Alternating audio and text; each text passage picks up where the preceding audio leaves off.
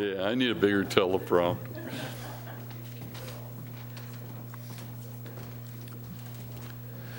Good evening, Morro Bay. This is the Wednesday, March 15th meeting of the Public Works Advisory Board. We have 4 members present, which does give us a quorum, and missing today is John Irwin and Jan Goldman. In any case, we'll go ahead and call this meeting to order and have a moment of silence.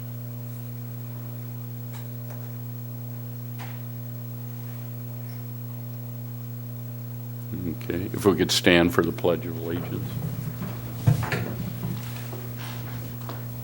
Again, I pledge allegiance to the flag of the United States of America and to the republic for which it stands, one nation, under God, indivisible, with liberty and justice for all. And bear with me, I'm the vice chair, so I don't do this very often. I'm going to go ahead. Is there any announcements from anybody on the board? I was just going to have Rob give a little description today. There on the Facebook page. See his Facebook page. There was an example of some of the paving. I was going to have Rob clear up some of that. Sure. Thank you, Mr. Parker. Yeah, there wasn't probably the best example of work done by for microsurfacing. The contractor went over the concrete area on, I think it was Bali Street is the example that was posted. So they're over the gutter. They'll have to clean that work out. The idea was to hold off from the gutter a little bit because this is really the first leveling course. This is to take out some of the major dips before we go over it with the final coating of chip seal. So leveling course first, which is usually a little bit rough. Some people might be analogous to a scratch coat on a stucco job, and then we'll go over it with the final chip seal 3 days after cure time.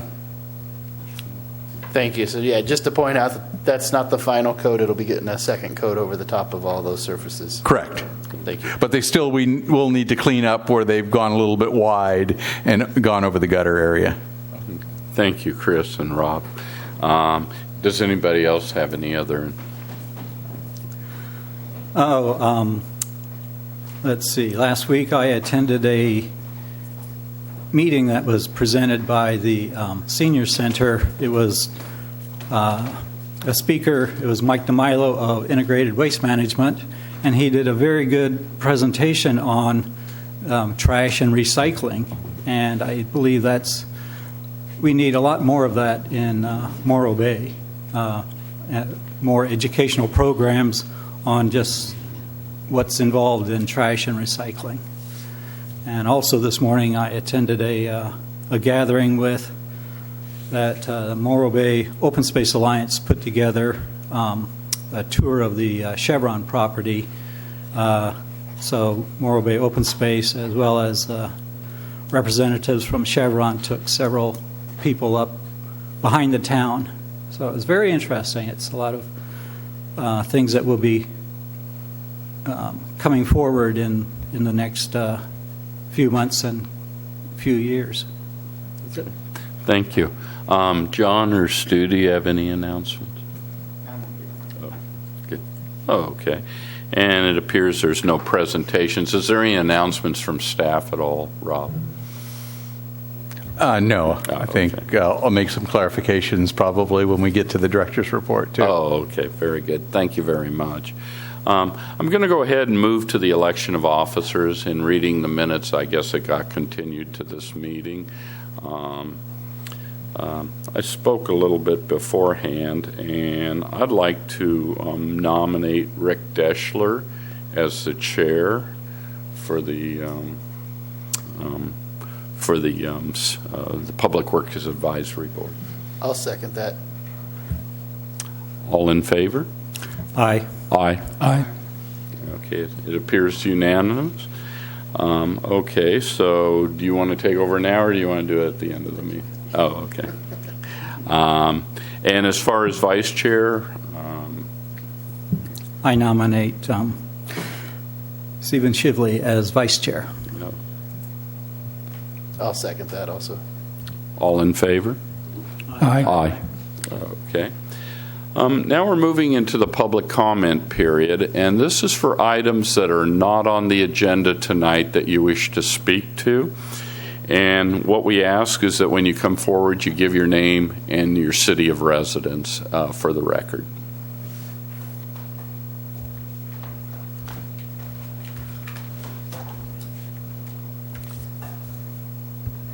Good afternoon, dear Public Works. My name is Rigmore, and I'm a citizen of Morro Bay. A resident of Morro Bay. Sorry. I assume Public Works means taking care of public areas. We talk a lot about beautification, open areas, aesthetically pleasing areas, etc.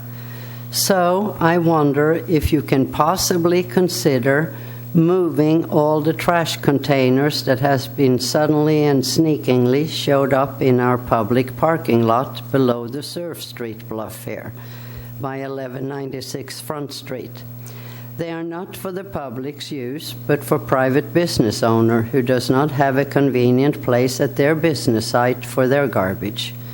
2 containers under the eucalyptus tree next to Lola and Franklin's restaurant, and 4 and 5 containers hidden behind a newly installed green plastic-looking fencing, blocking several beautiful eucalyptus trees over by the corner into the triangular lot.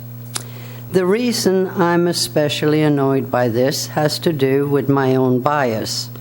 In the summer, when we have hot, balmy days, I take my plastic chair and cold drink and sit in the shade and gentle breeze under those 3-4 eucalyptus trees there.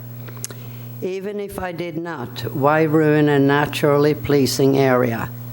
Could the containers go behind the trees and behind the chair link fence in that corner of the triangular lot where no one parks anyway, and out of sight from the Marine Museum and the Embarcadero?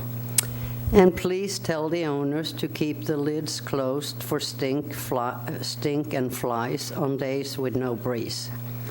I think it is one thing that the city wants to help the businesses, but not at everyone else's expense.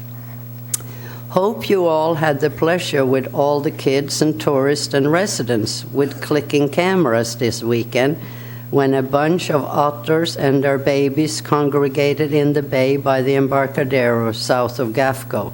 It was nature at its best. I know the garbage cans will not be moved, but I do want you all to keep in mind that what we have naturally cannot be replaced if ruined, and also please do not cover it up with ugly plastic fences. Thank you. Thank you. I've got a quick question to ask. I'm not familiar with what you're bringing up here tonight. Rob, are you familiar at all with where she's talking about? Or? Yes. So there's a trash enclosure near the lift station at the Front Street parking lot. Just south of what's called the triangular parking lot, the kind of the dirt overflow parking lot. One's been there for a couple of years. That has a license agreement negotiated with the city that went to council probably 2 or 3 years ago. It's for Gafco and Harbor Huts trash. And the Bayfront Inn, Frankie and Lola's, as that dumpster has been under that eucalyptus tree for as long as I can remember.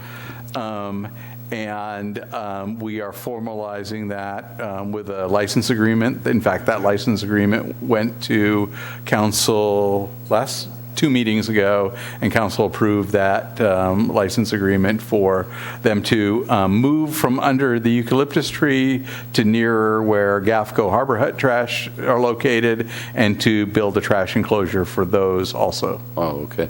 So basically, the city council has already gone through this and given approval for these locations? Yes, they have been approved by city council. That's, I think the agreements are terminable. They're not forever. So.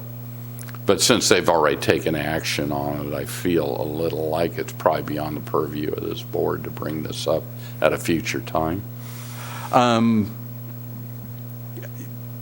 We basically work at the pleasure of council, and that's what I was driving at, since it's already been brought up to the level of city council and approval has been given. But if there is an issue that this board wishes to address, they could agendize it, and while it's not on our work plan, the board could still discuss it. Sure. Send a memo to council on your concerns. Oh, okay. Thank you very much. Can I come back? Sure. Go ahead. You know, It's a light evening. I know. Yeah, there was kind of a garbage cans there before, but they weren't right in front of those beautiful trees. But anyway, I understand it's not going to be removed. My issue was basically whatever you do and whenever you think of something, you are the public works, think of what is here that can not be replaced, or eucalyptus trees, or what we got out in the bay swimming around.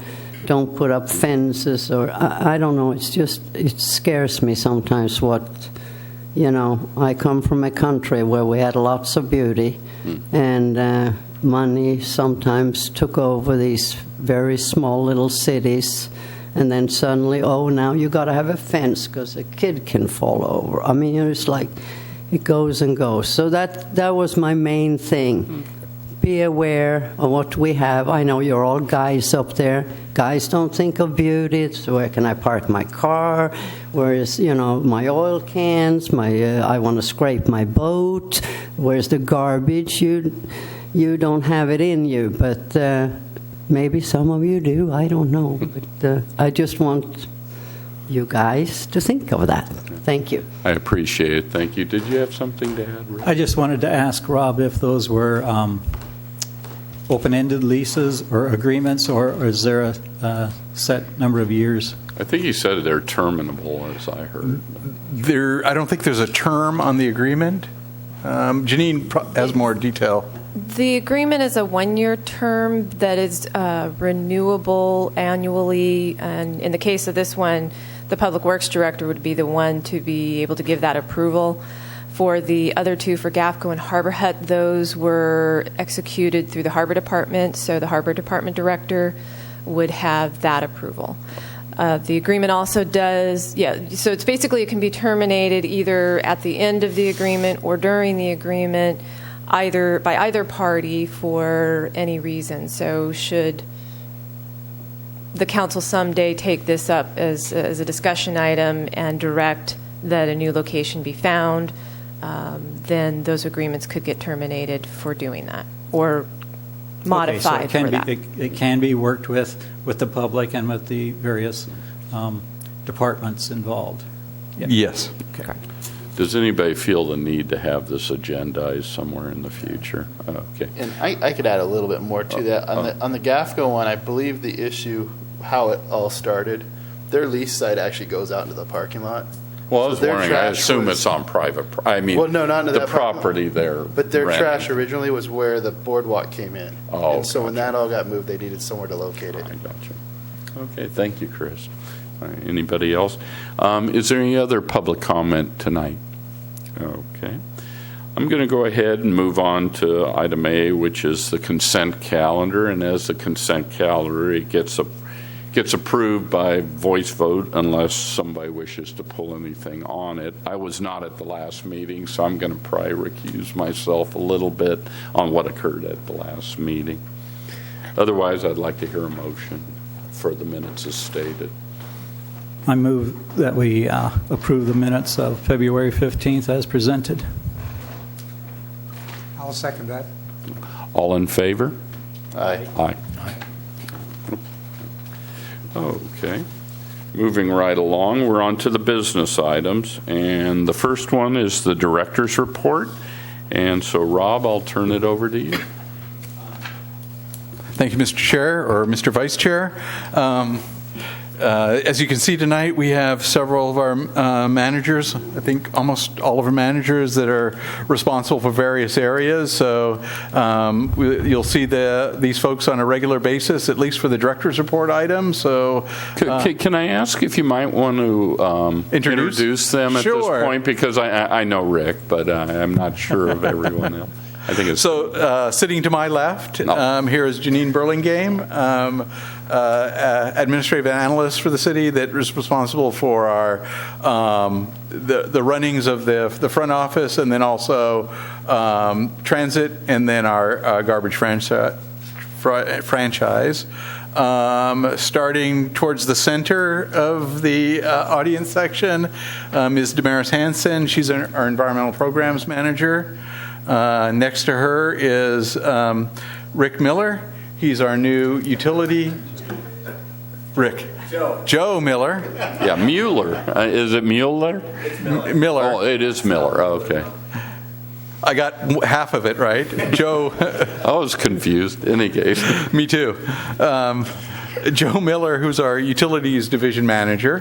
Can I ask, did he take over Bruce's? Kind of. Oh, okay. Is Bruce still with the city? No, he retired. Oh, okay. So Joe took on Bruce's plus the water side. So okay. So both all sides. The wet utilities report to Joe, and then not Joe Sauerwein, but Rick Sauerwein is our capital projects and engineering division manager. Okay, thank you. And missing from the group, who you'll see occasionally, is Mike Wilcox, our maintenance superintendent. Oh, okay. Thank you. We talked a little bit about the city's paving project at the beginning of the meeting, talking about the Facebook post and the corrective action that will occur with the in finishing up that. It is the leveling course, as I mentioned, and we'll followed on with the final coat. All the work being done right now is leveling courses for this microsurfacing. So all of it has to be covered with chip seal. On the city's website, under Hot Topics, if you go there, there will be a pavement preservation item, which has the announcement of the work that just started underway, and then also schedules for the various weeks of the work that is going to take place. So week 1, March 13th through the 17th, there's Tuesday through Friday. And so that schedule is up there. Week 2, the 20th through the 24th is up there. And so that gives us and then week 3, the 27th through the 31st is up there. The final week will be basically striping will occur during that week, and any completion work that needs to get done at this point in time. Oh, sorry. Newsflash, not Hot Topics. I'm not sure what the difference between those two headings are, other than the name. And Rick's going to give us a little bit more information right now. Yeah, I want to unfortunately give you another news flash. As you all know, it's been a very unusual year for weather. And we've been watching weather really closely. When we started this schedule, we had about 2.5 week window that was looking really solid. And starting about 6 days ago, that window started closing up. It looks like the front is starting to collapse, and the latest weather report is calling for almost 2 inches of rain next week. So we just finished a discussion with our contractors. We haven't made any commitments to change yet. They know how anxious we are to move the program forward. But at the same point in time, we want to make sure we do a good job. And so we're going to be watching that weather very closely. We're going to have another conversation with our rubber chip seal subcontractor, who is planned to come up next week and start on Monday. We'd still like him to come up Monday because it looks like it may be one solid day worth of work. And we'd like to get the streets covered up that have the microfibers in them, so that those are coated. We don't know how receptive Can that. I ask real quick, Rick? And I'm not that familiar with microsurfacing. You're putting in a leveling course, and that's the one that has the fibers in it, it sounds like. That's correct. If you get caught in between that and the chip seal, because once the chip seal's down, I think you're safe. I mean, whether That's you get the correct, rain. and that's why we're really anxious. Can it hurt the leveling course, I guess, would be my big question, if you get caught in between? The bigger concern is that the fibers would become exposed. Oh, okay. In the worst case. And so that's why we're trying to even get that 1 day's worth of solid work in to cover that fiber. Then if we needed to lay off for a week or 2 weeks because there are other schedule ramifications, then we'd be much more comfortable with that. Oh, okay.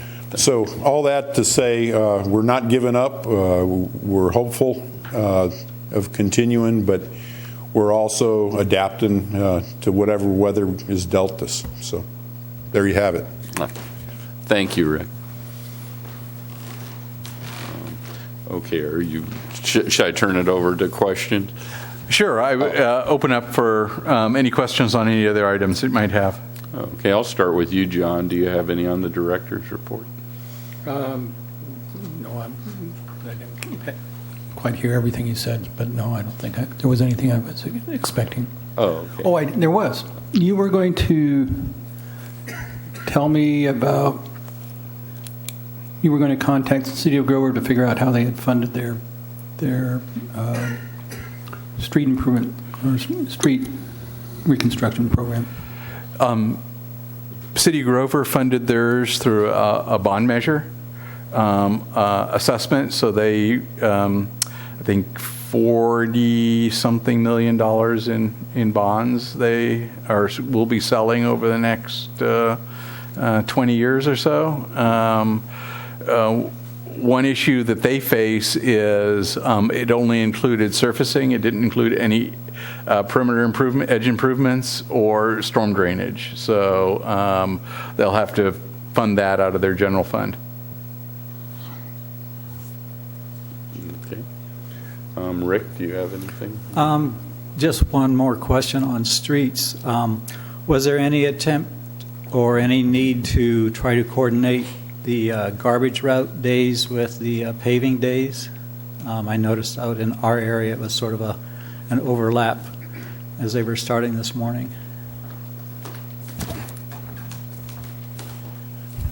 The way we've worked out the garbage is that if everybody follows their normal practice, that they're instructed from day one to take your trash out the night before, then we've coordinated with the garbage crews so that they know what the schedule is for that day, and they try to pick those cans up first before the paving starts.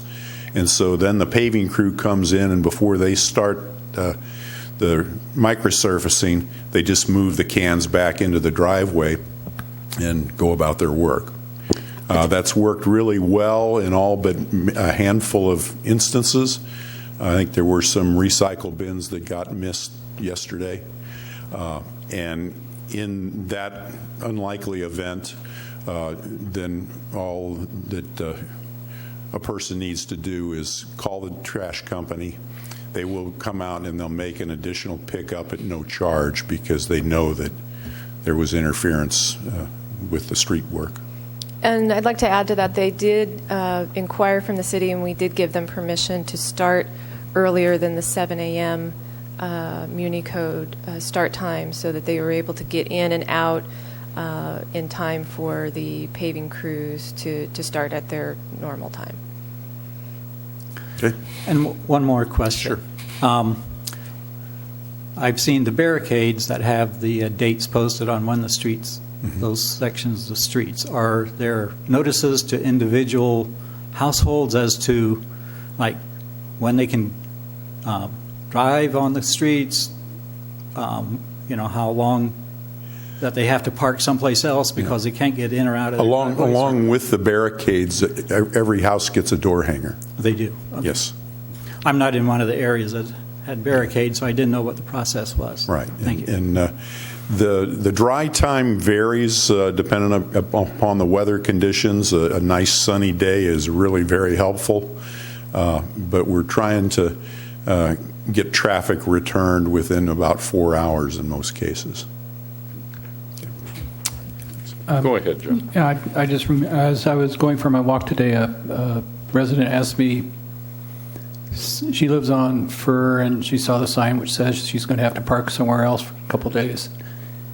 Is it okay if has there been any discussions with Spencer about Spencer's if people in the neighborhood are looking for a place to park a car if they?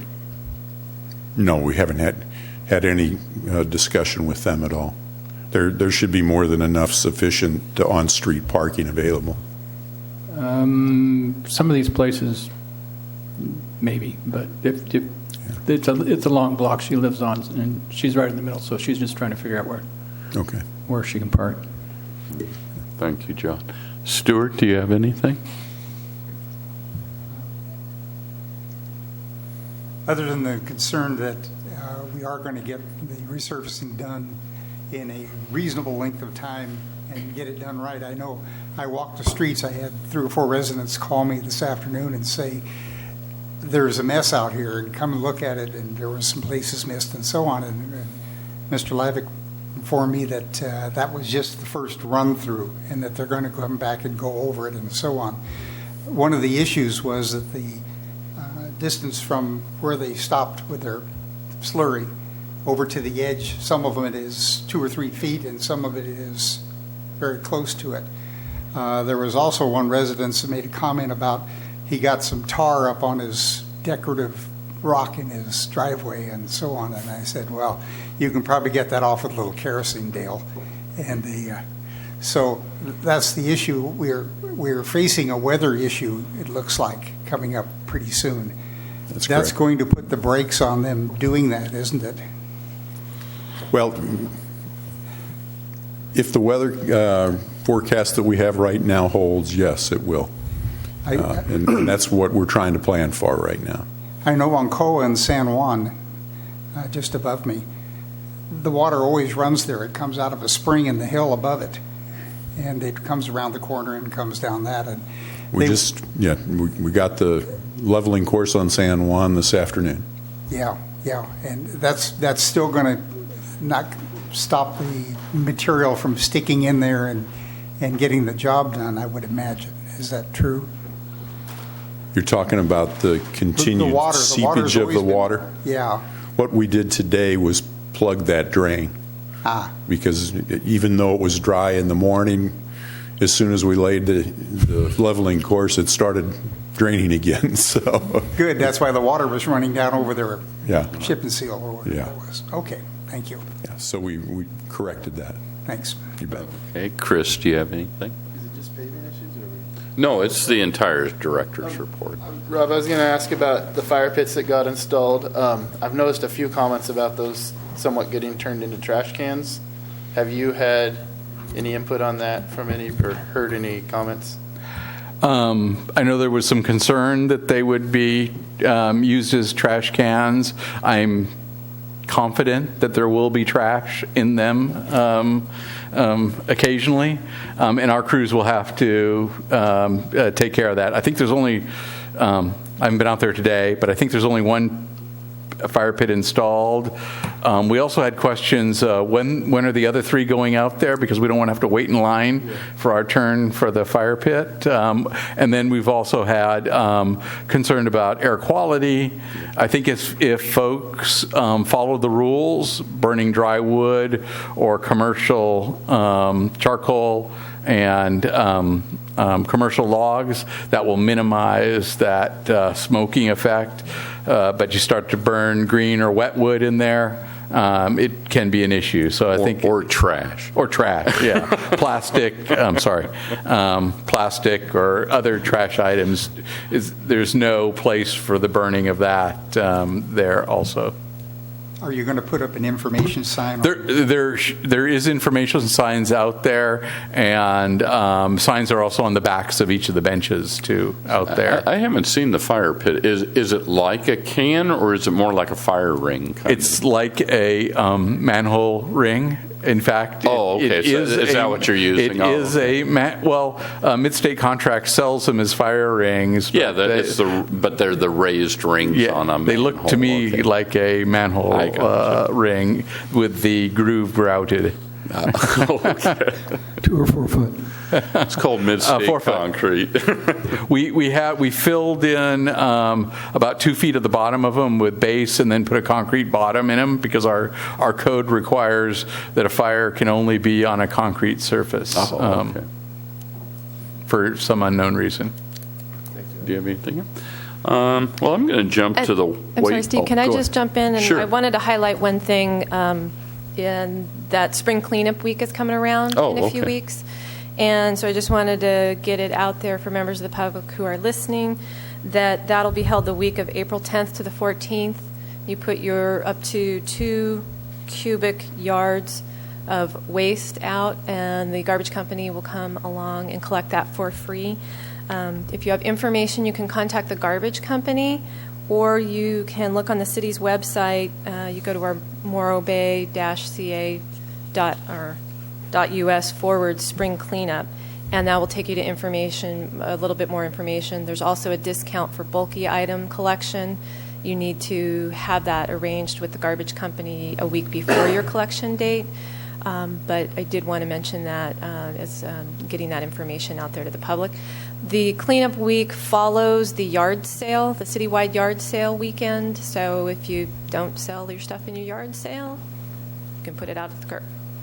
Thank you, Janine. I was actually going to bring it up just as for public consumption, and also on the wastewater, the new WRF.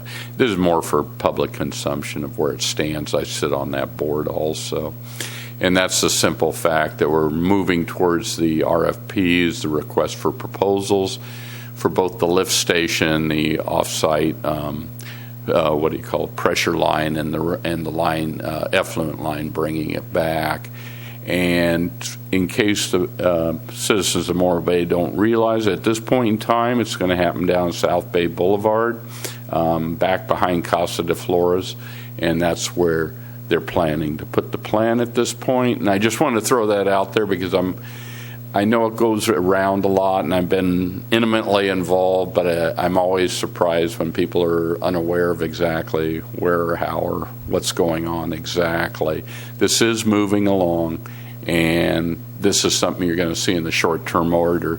And in our report here, it gives out all the way through May 2021, and that's about how long we're going to be dealing with this issue. But I did want to throw it out there just so people realize it's no longer in the Morro Valley. It's out in the South Bay Boulevard area, east. I'll call it east of the highway.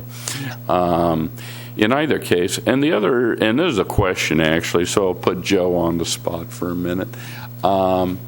In reading the wastewater treatment, I read there was 1.475 million gallons were treated last month, and that seemed high, and I assume it's for,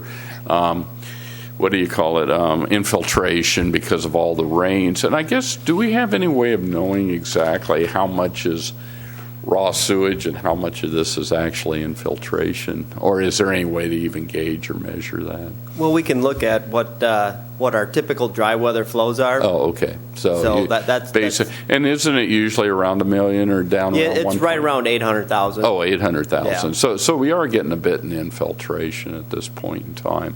But I assume it's only at the times of wet weather, and this has Correct. been an extremely wet. Thank you. That is. Other than that, I have nothing else. Does anybody have anything else to add before we finish on the director's report? Yeah, I was curious, after we've had like a 2-inch rain, and I know my house, the ground weeps for about a week afterwards, is that the period of time that there's an increased flow into the sewers? That is correct. Probably longer. Yeah, it's quite a bit. And with the ground saturated as it is today, Yeah.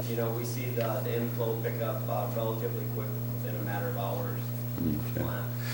I got a quick question to Rob. I assume it'd come more from him. At the time that the new treatment plant goes in, is there going to be any looking at the manholes and somehow maybe lining them or something to try and cut down on the infill? I assume it's more in the manholes than it is physically in the line. I could be wrong. I'm not sure what. I think we have a fair amount of both. We have a videoing program where we're looking at our sewer lines on a regular basis and programming those repairs. We have a master planning process that'll be kicking off this year too. Basically, the One Water Plan, which is a combined resource document for water system master plan, sewer system master plan, stormwater master plan. One of the first work items that we're going to have that group look at is I&I reduction, because it not only influences the sizing of the EQ basins at the treatment plant, but it'll influence the sizing mainly of the pumping capabilities at the major new lift station. Well, I can see it also with the RO side, where you're treating a lot more. Generally speaking, now we dump it to the ocean, and so it's kind of no harm, no foul when you do have a bit of infiltration. But when you're looking to try and treat every gallon that goes through that plant through a system that uses power and everything Yeah, else. so we'll want to make a cost-effective decision, whether to try to eliminate. The goal is to eliminate all the I&I. I don't think it can ever actually happen because the ground is moving all the time, and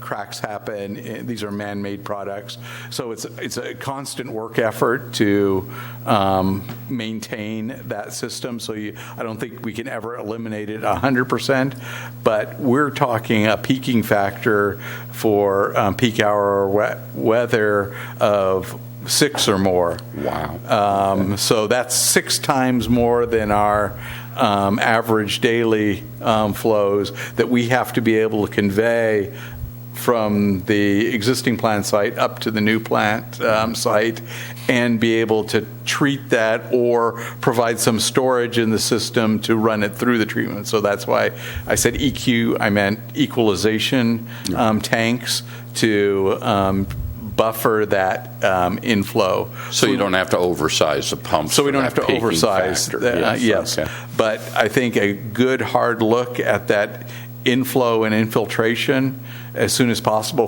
before we get too far down the road with design, and get those facilities right-sized so we're not over-pumping water that we don't need to pump. Yeah, no, I agree. And I assume most of this town is clay pipe, is that correct, for the sewer system?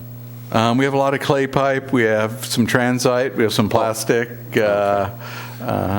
I have less concern with the plastic than the clay pipes. That's why I'm asking. Okay. Sure. A couple more questions popped up then. How often do you go out and repair a manhole or repair a line? Is it do it with a contract once a year, or does the crew go out and fix things? We've done a combination of both our crews doing manhole rehabilitations, usually at the grade ring level. If it's a coating process, we'll contract that out. We'll put together several sections of line and manholes that would be rehabbed in any given year. So we'll issue a contract for that. Our crews can repair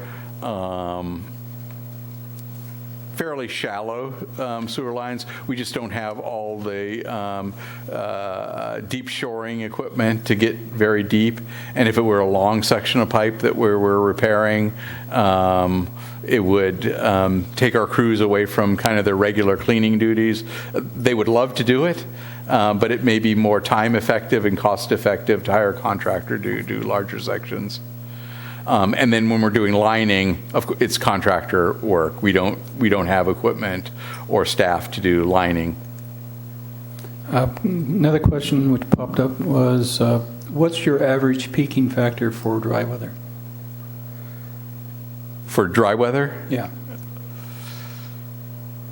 I can't remember off the top of my head, but Joe might have it right now.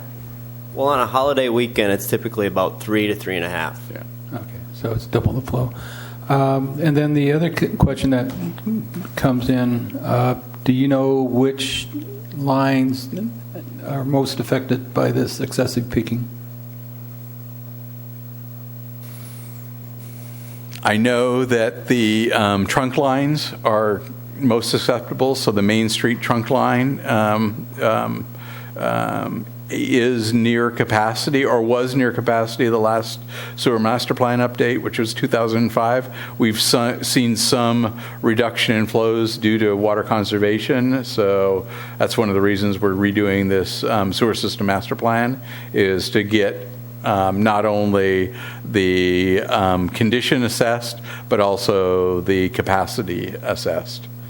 I guess the other question the trunk line, I assume, is fairly, except for the lines coming in. It's the lines coming in. Do you have an idea which lines are providing most of the problems, or is it just everything's kind of in sad shape? I would say that there's a wide distribution of defects throughout the system. I don't think there's any one line that has necessarily more defects than the rest.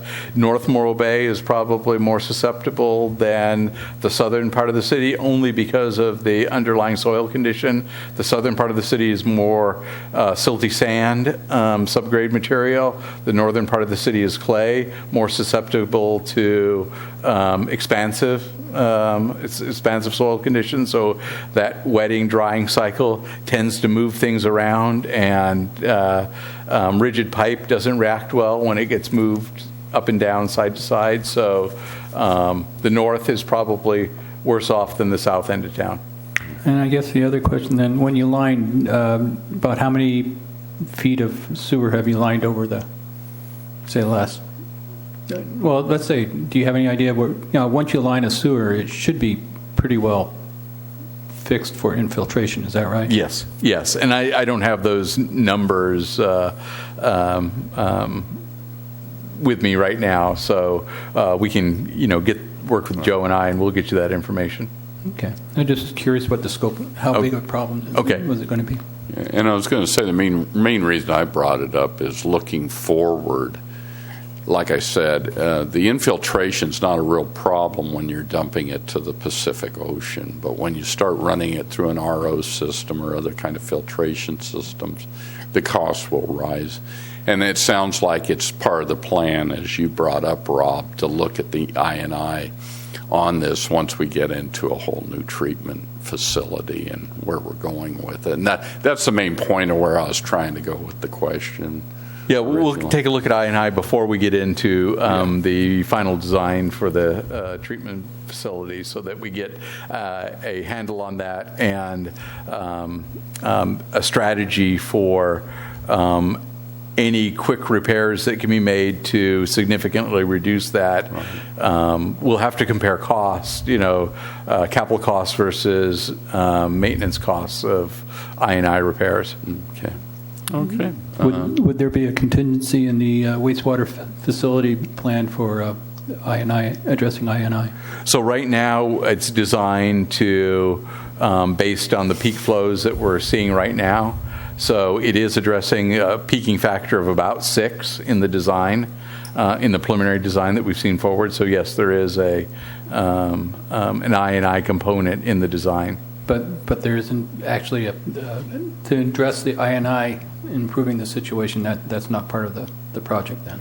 No, it would be part of a separate project through the One Water master planning effort. Okay. When would we have to, in order to gain savings on sizing things, when would we have to implement that INI project? So we're looking to probably go to design, build some RFPs sometime after the EIR is certified in December of this year.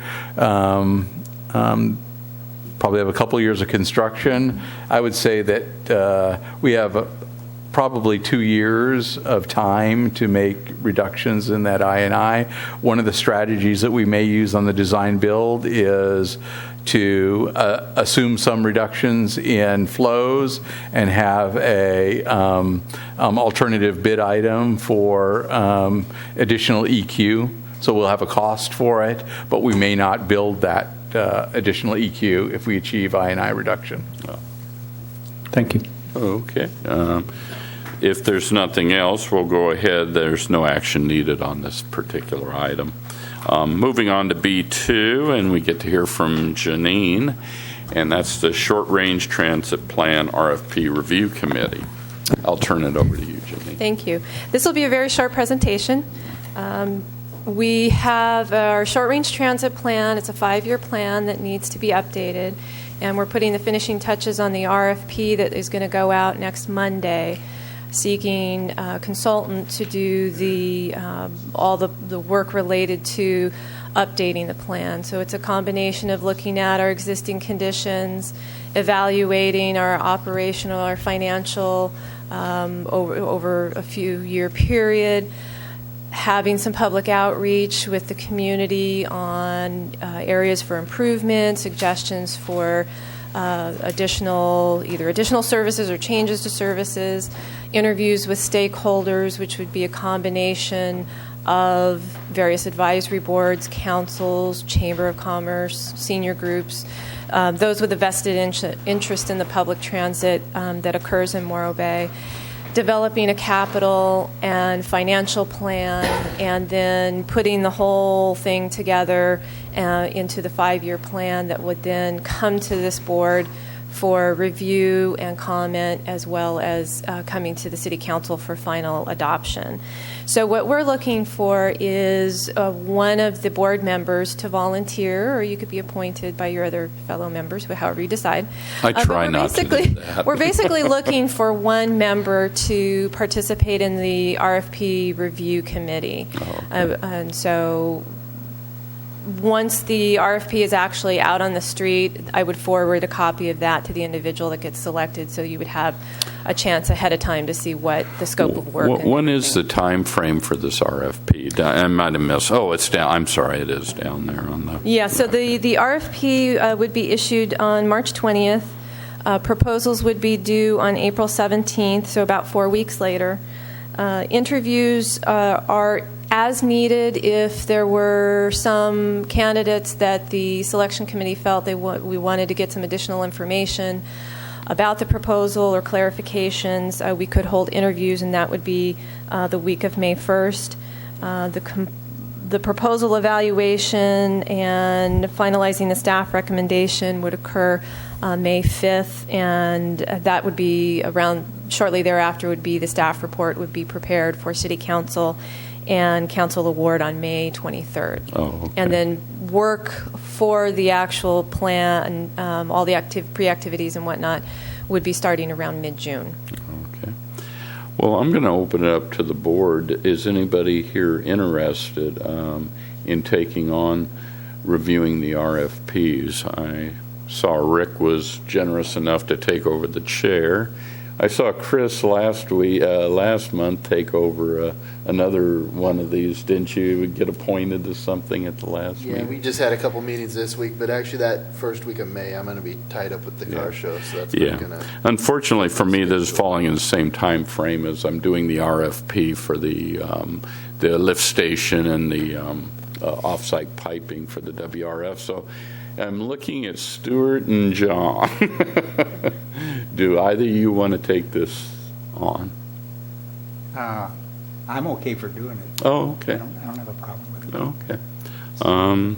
Just, I need to get noticed and, the rest of it. Yeah, if you've never sat on one of these RFPs, and I've done quite a few of them, it's actually a very interesting process. You get an opportunity, and it doesn't require any technical expertise. They're just looking for rational people to take a look at it. And I hear you're willing to want to do it, Stuart?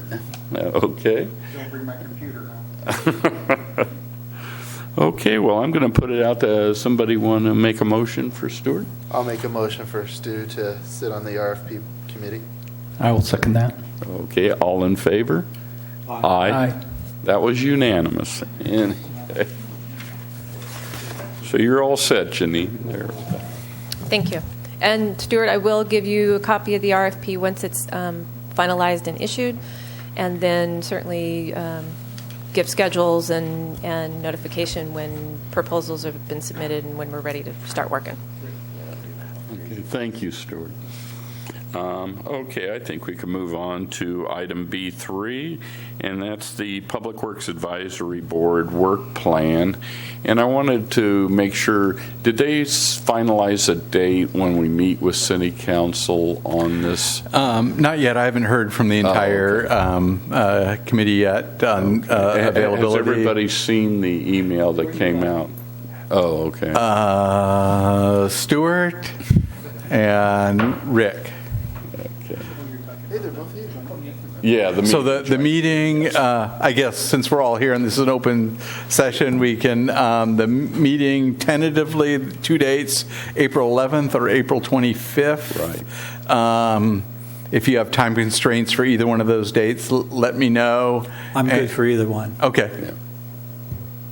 I understand. And it's from 3 to 6 is the time frame, and they'll throw the PWAB somewhere in that mix because they're meeting with every. Yeah, once we group. get a agenda from the clerk's office, have a better idea for knowing where you are in that time frame. So you may or may not need to sit down here for the full. Yes, and if you're the fourth group, you might be an hour later than the schedule.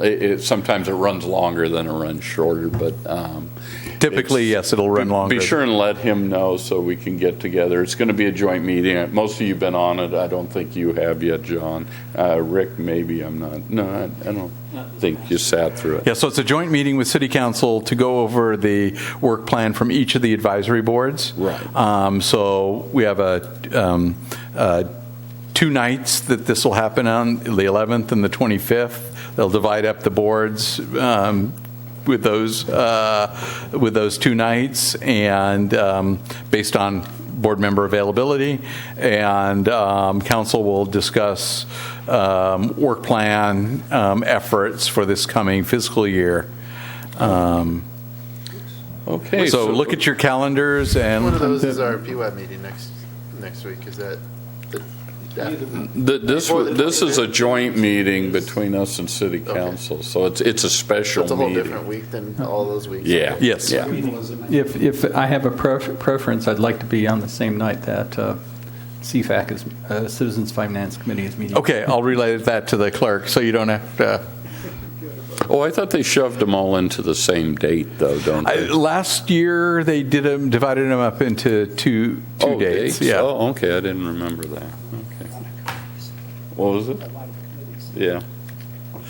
In either case, I'll go ahead and let you present the staff report on it, Robert, of the actual work item. Sure. I didn't mean to sidetrack. No, that's okay. I'm glad you did. And like I said, just send me an email, or if you know right now, like Rick did, either date is fine. Just let me know, and I'll let our clerk know so she can get get these scheduled. This is a third time that we're looking at this item. This time I was a little bit more specific with items rather than throwing the open blank sheet of paper out there to the committee. So what I did was I picked out goal-related items from the city's goals and objectives that I thought that were pertinent to the Public Works Advisory Board to review, and then I added really more routine items that are not typically goals or objectives, but are still things that are of interest. For example, the annual street summit, to continue to hold that, to review on an annual basis the level of maintenance of city facilities, review our capital improvement program, and look at the annual water report and report out on conservation levels and allocation on future water availability, in addition to the goal items, which would be input into the rate setting process for the new WRF,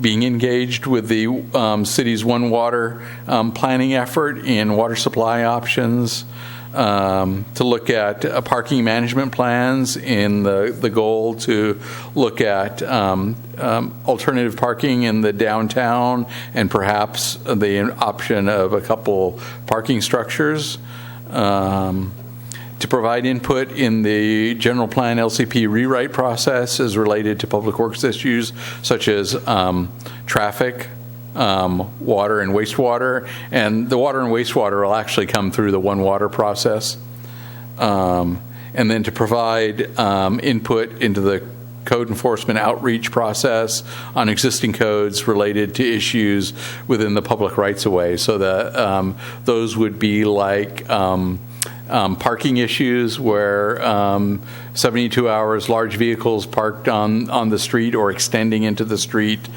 sight distance issues with tall hedges. Those have been some of the major code enforcement concerns as related to public works. So those are my suggestions for a work plan, and would be happy to add anything to these items. This is basically what would be forwarded on to council that would form the basis of your discussion with them for the joint meeting. That concludes my presentation. Okay. First of all, he read through the goal-related work plan items. Does anybody have any questions regarding that as to the efficacy or anything else? I'm familiar with several of them. Or does anybody have ones they wish to see him add as part of that list? I'll start down at Stu's end this time. Turn my light back on. Of course, the rock is a definite point of interest from just about anybody that comes in town and looking at the rock and so on. I would like to see a discussion or something moving forward on what we're going to do with the parking down there. I know every year it gets torn up and then it gets graded off, and then we put something down that seems to go away through the winter and so on, and perhaps we can address that some way. Perhaps charging for parking when you're parked on the edge down there or something. There's got to be a way to do that and get parking down there. And I think we also need to address whether the gate that goes around to the side of the rock to the south side, is that going to remain closed as it is now? And if so, then we need to provide parking for that area and so on, which is a subject for discussion. So that's what I have there. Oh,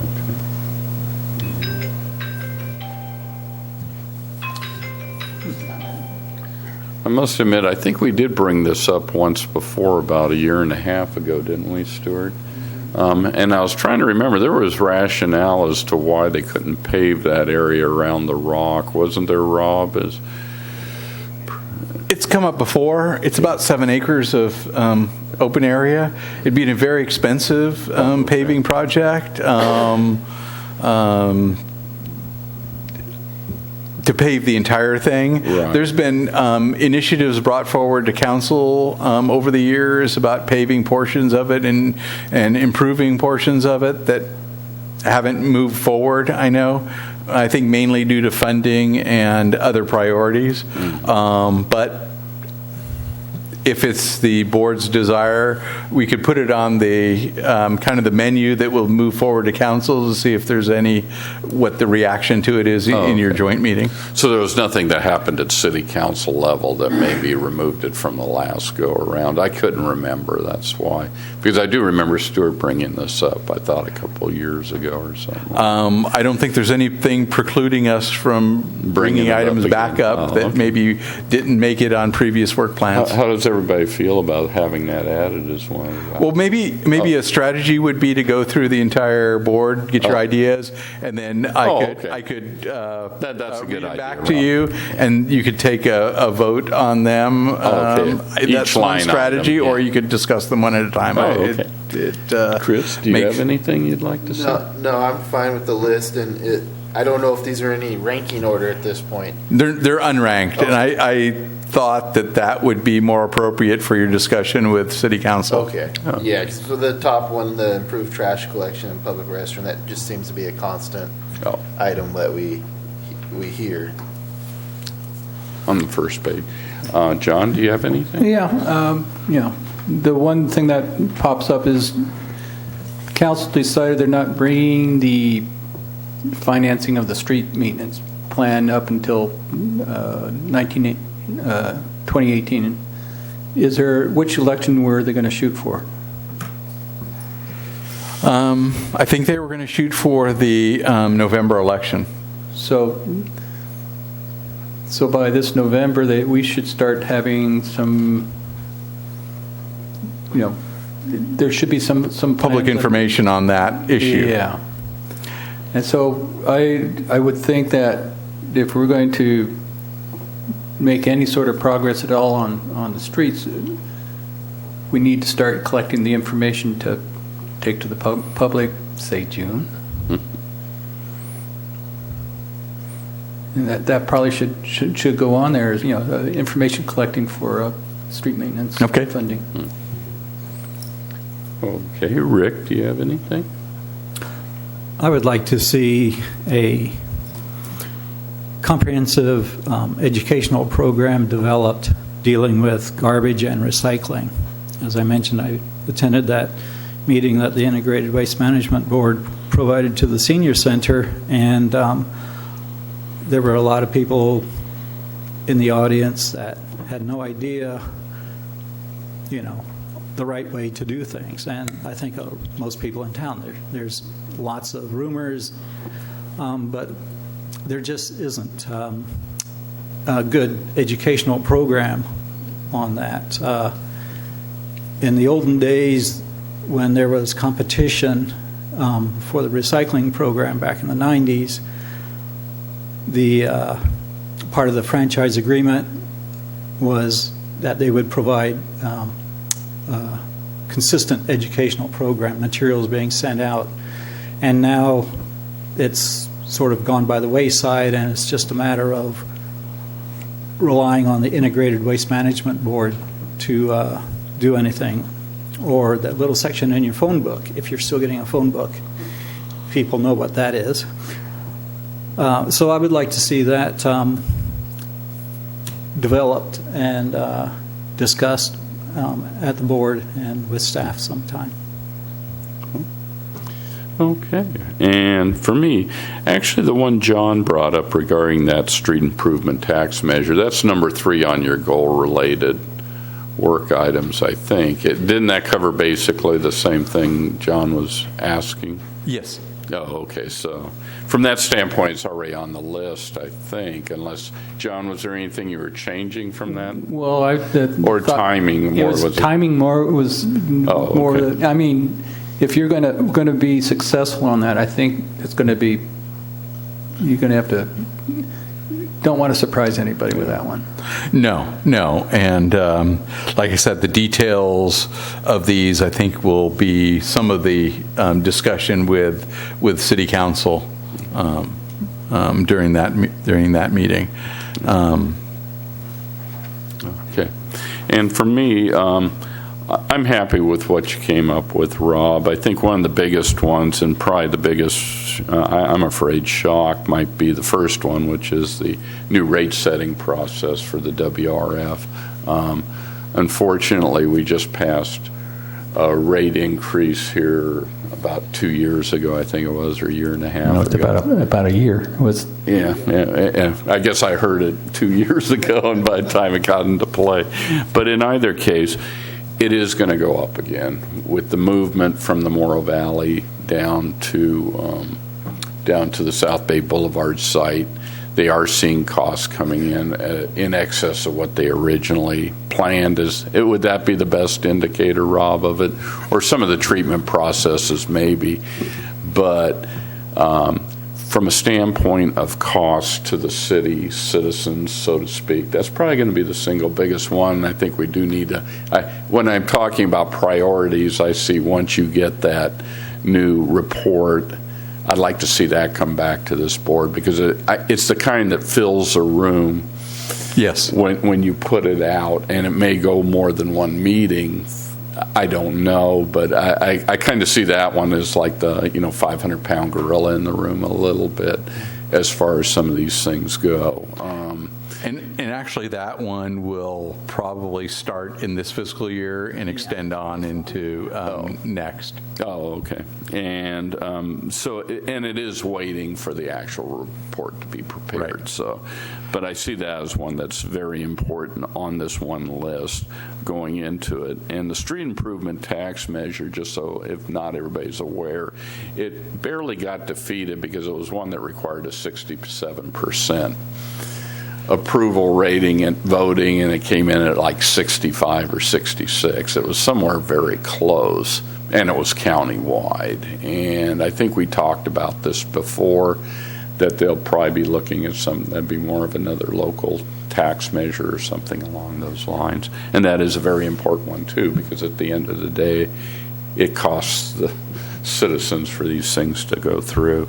I'm happy with what you have here, though, Rob. No need to add anything at this point. So the additions that I heard were rock parking, surfacing, and access to the back state parks area, and how perhaps to accommodate that parking that may be lost. Is that area around the back of the Rock state, not city? That's state. Oh, okay. So if they're shutting it off, I don't think we have a whole lot of call for whether they open it or not, or does the harbor take care of shutting it or locking it? It's a group decision. When it got locked on big days, that's when they used to close it, was if the swell caused a break over the breakwater. Didn't really want a lot of people driving out there and climbing out onto the rocks, although sometimes you can't stop that from happening. People make decisions all the time that may not be the smartest thing in the world to do. But it was a combination decision between our Harbor Patrol, the Coast Guard, and State Parks whether to close that down or not. So it's something we may not have total control over. Exactly. But folks still tend to park right in front of the gate out there, which I know we still need to have emergency access to that area. Right. The other item John brought up, and I think maybe modifying that, at least for discussion purposes with council, regarding timing on the when that discussion should take place over streets financing sooner rather than later.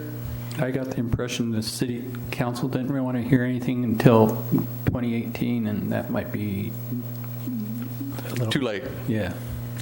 And then Rick's item about adding a comprehensive garbage and recycling education program for discussion at the board.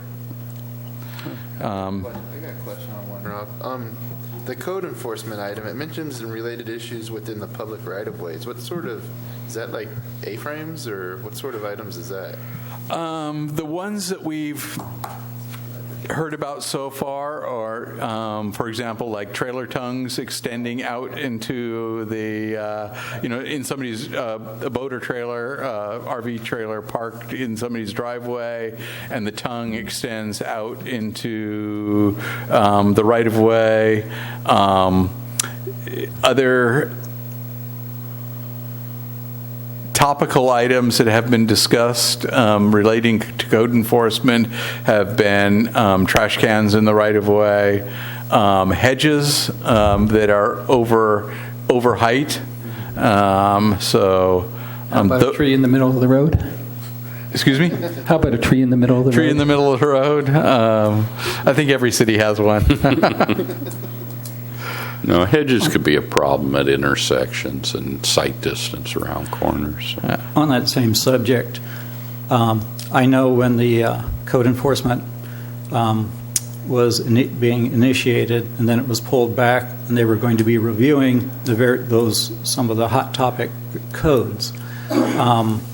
Where is that in the process? Have they finalized rewriting some, or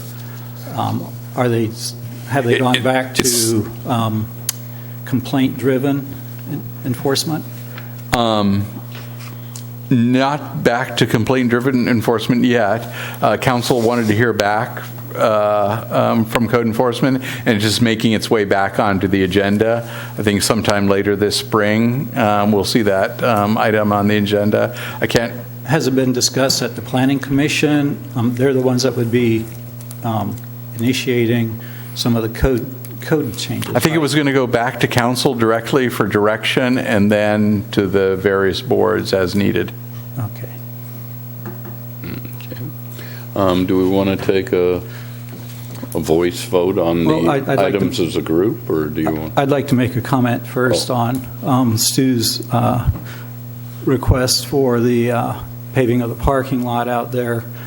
I was on the Harbor Board back in the 80s and on the Destination 2000 Goals Committee in the 90s, and I'm sure it's been discussed many times in between. As you said, recently there was some talk on it. And the feeling, besides the fact that it's extremely expensive to pave the whole place out there, is that it would become more of a racetrack than it is right now, at least with some of the dips. Those are sort of natural speed dips, speed calming Traffic calming. Traffic calming. Also, some of the strong feelings were that keeps it the rustic flavor of the Morro Bay, as opposed to pave the parking lot concept, and that we're just paving everything over. So those are some of the things over the decades that has sort of prevented that from happening. That they like it rustic, they like it rough. That adds to the character of Morro Bay. Who likes it rustic? Well, like I say, we'd had various public hearings over those periods of times, and when I happened to be on those two committees, the Harbor Board in the 80s and the Destination 2000, which was a goals committee, that was highlighted, and it was discussed quite a bit as to whether that should be a goal to accomplish, and the final determination was to keep it rustic. So anyway, I just wanted to add that in. I just don't want to go over this all over again. Right. Yeah, and I hear what you're saying, Rick, and I can understand that perspective. But when you get out there, people are jumping over the rocks and jumping over the dippy-doos and the rest of that out there. It does cost us money to go out there and grade that off and do that before Easter. We seem to do that frequently and so on. And maybe we could scale it down, maybe have a section where if you want to go out there and park, maybe we have a little meter or something out there. I don't know, I'm just throwing some stuff out. But we could kick that around a little bit and see what the public would think about doing that. If we put an area out there where you go get your little ticket out of the machine and you get to park for half an hour for free or something like that. There should be a way to work that out so that you can use that area out there. You can park out there. It gets a lot of use. That's what I was going to say. It does get its share of use. The thing I always concern myself with, Stuart, and I like the idea, yeah, it'd be nice to have a paved parking lot out there, but every time you add pavement down, you add the cost of maintenance over 50 years, and you have that coming in, and they can barely do the roads right now. I always hate to see more added to the plate sometimes when... I agree with that, too. Yeah. But the question is, would people pay something for that? Well... Pay 50 cents or $1 or $2 and want to park out there? Maybe not. I don't know. You know, has that been explored recently? There was a very similar parking lot down in Pismo for a while that right at the pier, you either would pay to park at the pier parking lot, or you would squeeze right through, and where they're developing the hotel now, that was parking the dirt for free. That dirt lot was full, and nobody would pay in the paid parking. They would just park in the dirt typically. And now they're building a hotel there. Correct.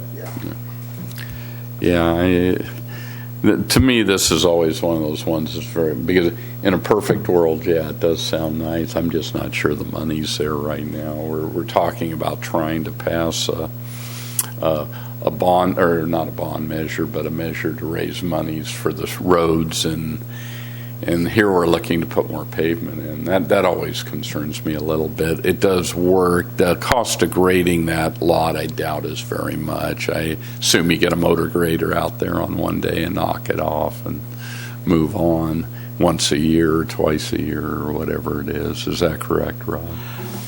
It's about, last year when we did it was about $8,500 to a year. To do that. That was with external. We had one of the contractors here that was doing other work. We added that to their scope. They had equipment here. When we do it, we don't use a motor grader. We use our skip and drag, which we can go in between years and do that. But when we have to add material to it, a motor grader is much more time and cost effective to do that work. City does not own a motor grader anymore. Okay. Nor do we have anybody that is experienced enough to operate a motor grader. So yeah, it is a cost. It's not a huge cost to do that, but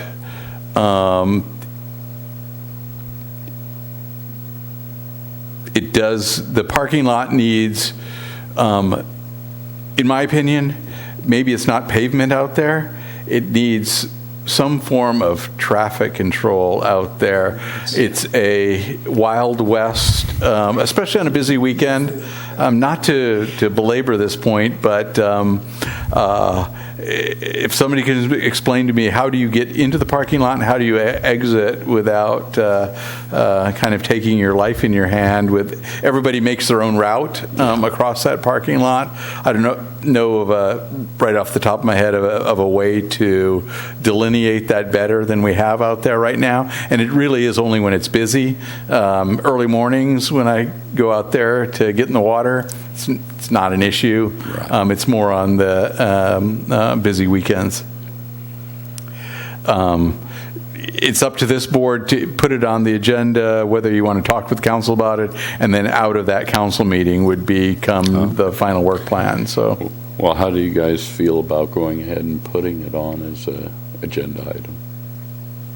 I think there needs to be some structure out there, something. Okay. Because, like Rob just said, it may not be pandemonium out there. It could be. People are spinning around out there doing those kinds of things, and you know, Amgen is going to come out there in what, a month, 6 weeks, and is that their final for the end of the run? No, the race finishes on Harbor Street at about Napa, so it'll come into town. Through the state parks, onto Maine, drop down the Embarcadero on Marina, Embarcadero to Harbor, and then finish with that little uphill sprint that they'll have to Napa. So that cleared that up. So But that definitely is a place. You know, Morro Bay is famous for Morro Rock, and of course, how do we view Morro Rock without bumping into somebody or sliding around the parking lot out there and so on? There's got to be a way to structure some of that with maybe a curb or do something with it. I think we should talk about that. Anyway. Yeah. Have we had any accidents out there ever? I'm sure we have. I don't know what the data is. You see a rollover every once in a while out there, or skid marks where the side of the car is and somebody's pushed their car back over and left before it's been discovered. I think that's usually in the donut phase of your exiting when that happens. But it's not a hot. There's really no high accident areas in Morro Bay, so I don't think it's an accident hotspot. It's just sometimes it can be difficult in knowing which way is the proper exiting of the Rock parking lot. Oh, no, the driveway is 400 feet wide. Yes. Is the point of the joint meeting, are they going to read through our list and dictate basically which ones we're doing, or is it based on discussion with the board itself? Yeah. So I mean, I wouldn't be opposed to having something about it, maybe even just to deal with the entrance, because I mean, it could be something rock planter area breaking up to have an inlet and an outlet, just to have something simple like that. But whether that's something we need to discuss with them. I think it might make sense, and it's your call, Stu, since you're the one who brought it up, but maybe take the paving out of the discussion of the item and more about traffic control out at the Rock or something along those lines that might. Yeah, I'd agree with that too, because I go out there frequently and it's bedlam out there sometimes. Right. People are zooming around and so on. If there was a designated, this is how you get out and this is how you get in and so on, it would benefit. Because I'm hearing kind of a mixture of people who want to see paving, don't want to see paving, but I think everybody's coming to the opinion that it is a little bit of a Wild West show on a busy weekend, trying, if they could somehow corral or create an entrance. There is some delineation possible. Maybe you can take some lime and just mark lanes and things out occasionally. During the special events, that's exactly what happens. The folks that hold the special events out there, they'll mark it with chalk, delineate lanes for the bigger events like the Easter services out there. That'll all be, or typically is delineated. I haven't seen the permit for this year, but. Well, I think even if you control the access, in and out point, that tends to clean it up a little bit so that they just can't come out. Maybe even a speed limit sign before you get into the parking lot. I know I've seen tour buses out there. I've seen some Chinese tour buses out there. And they park off to the side or they do this, or sometimes they'll go down and block the way to get out and so on. So there needs to be some semblance of order out there. Yeah. I could support the part of putting it on the agenda for the purpose of traffic control or something along those lines. Do we want to we need to move, so what I'm thinking is, do we want to go ahead and take a quick voice vote on whether to add that to this item? So it would be adding basically the three modifications. Well, I was going to do one at a time if we wanted to do it that way. Sure. Just do some quick voting on it. All in favor of adding this to the agenda, or adding it to the work list? Oh, what is it exactly? What do we have? Just traffic control out at the Rock, I think. So basically, you're looking for by consensus rather than a motion and a second. Oh, well, okay. I'll let somebody make a motion. I'll make a motion that we add traffic control out by the Rock, basically mainly dealing with the entrance of the Rock, with the concept of trying to keep it something that's more of a natural style of traffic control. Okay. Anybody second? I'll second. Okay. All in favor? Aye. Aye. Everybody but Stuart said yes. Did you say yes? Okay, it's unanimous. Okay, the second one was the timeline of John Irwin on the on the item that you had on. Streets financing. Yeah, for the financing of the deal. Once again, a motion. I vote that we add what do you call it? A goal. A goal or something. No, not a goal, but add A work plan item. some wording to it, putting schedule into the discussion of street improvement tax measure. Okay. A second. I'll second. Okay, all in favor? Aye. That's unanimous. And the third one was Rick Deschler. I'm trying to remember now. The Comprehensive Garbage and Recycling That's Education right. Program. Okay. And any questions before we try to put it to a vote? Question I have is now we're going to have a document that we're going to put out to the public in general. It says this is These are what- just goals right now that we're putting forth to the city council at that joint meeting. And then they're going to come back and say, yeah, take a look at it. or- And there's a good possibility that the clause which required that education is still in the contract, so maybe some sort of discussion just to see what the options are. Okay, if somebody can make a motion. So moved that we add garbage recycling education to the work plan. Okay, second. I'll second. Okay, all in favor? Aye. Aye. Unanimous. Okay. I think that takes care of item B3. We'll move on to C, which I feel a little redundant after the work goal portion of it, of future agenda items. Was there anything anybody here seeing as potentials over and above what we've already covered? Actually, I feel like we've got a pretty full plate over the next year, especially with some of the different rates and fees and everything else going on. But Is there any idea what will be on the next regular meeting agenda at this time? The probably the next one on the list will be the Memorial Bench Tree Rack Program, combined with the Adopt a Street Park policy issues. One Water Planning will need to wait probably closer to the end of the year after we have the consultant on board, and that one will actually continue into the next fiscal year. Right. ADA compliance improvements, that's a possibility could bring forward. We have the completed report now, and actually we may bring multiple items. The bike needs would be a fairly simple one to bring forward. Also, we have the list from the Citizens Bike Committee now. Oh, we also would, I think something about the street improvement plan or street maintenance plan is probably ought to be somewhere in that this year.